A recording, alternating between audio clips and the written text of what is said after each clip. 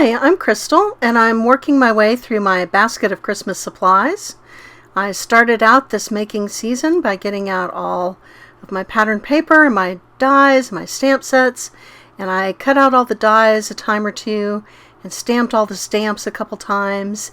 And I'm just going to make a bunch of different Christmas cards this year, and it just has been the most fun.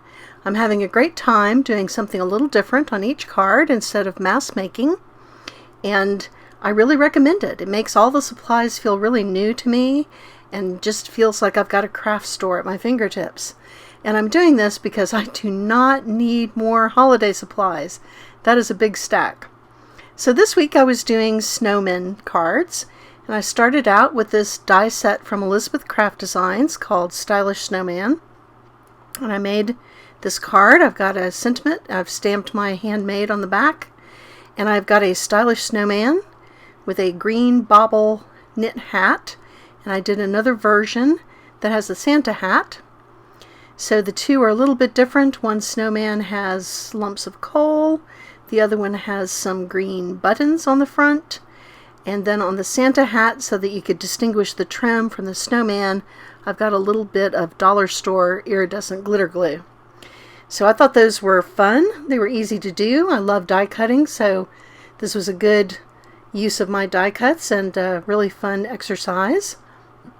But then I had even more snowman dies. So the other snowman set is this set from Tim Holtz. I believe it was a Stamptember special, but he has several different snowman sets. I used very similar background and some wreaths left over from a previous year's Christmas cards.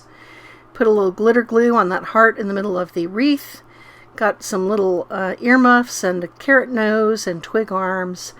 And I just thought those were awfully cute little snowmen.